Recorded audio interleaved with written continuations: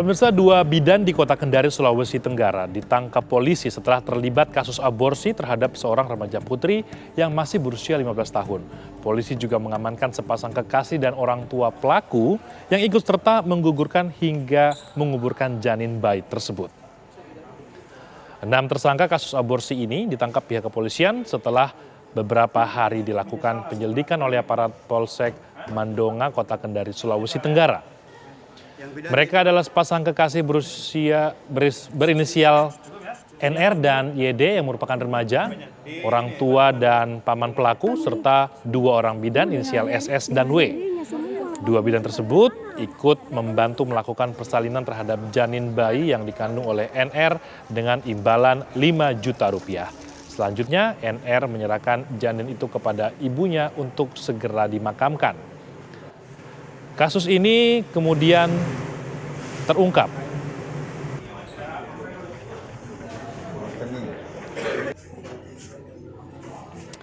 Ya, untuk mengetahui informasi terbaru berkaitan dengan kasus ini, kita sudah terhubung dengan Kapolsek Mandonga dengan Kompol Muhammad Salman. Selamat sore Pak Kapolsek, mungkin bisa dijelaskan Pak, bagaimana proses dari awal diketahui kasus ini bermula sampai dengan penangkapan terhadap pelaku Pak? Baik, terima kasih Pak Imran. Jadi dapat saya jelaskan bahwa pada hari Kamis, tanggal 29 September tahun 2022, warga Punggolaka itu digegerkan oleh temuan sosok janin berjenis kelamin perempuan. Nah, di mana warga dan ketua RT setempat menggali dari gundukan tanah, rupanya ditemukanlah sesosok janin. Sehingga dari warga menghubungi Polsek Mandonga. Setelah kita ke TKP, kita melakukan olah TKP dan pemeriksaan beberapa saksi-saksi, di mana ada salah satu saksi melihat pemilik tanah kosong yang datang bersama laki-laki membawa spok.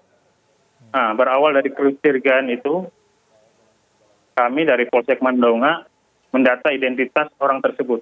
Sehingga kami mendapat identitas, lalu kita melakukan penangkapan terhadap YD, yaitu orang tua dari NR. Lalu kita menangkap omnya dan NR.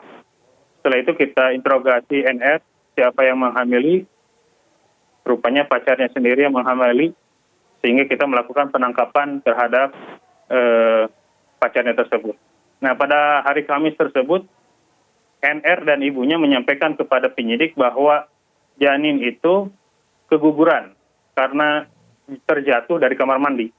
Namun pada saat dilakukan visum dari Rumah Sakit Bayangkara, di mana dokter dari Rumah Sakit Bayangkara menyampaikan bahwa ada bekas suntikan maupun bekas infus di tangan dan di paha NR.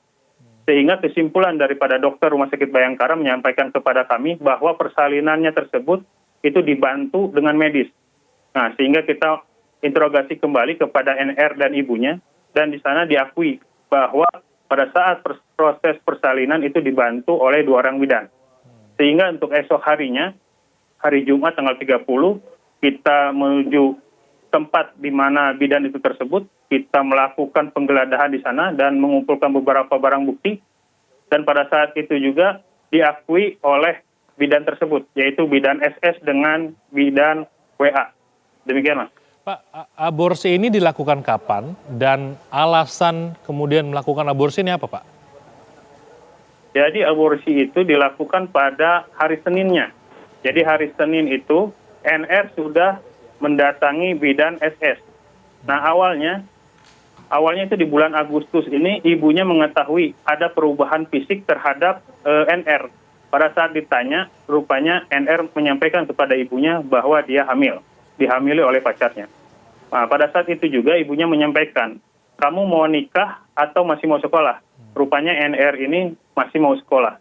Nah, setelah itu ibunya ini mencari bidan. Nah, kebetulan ibunya ini suka suntik KB di bidan tersebut.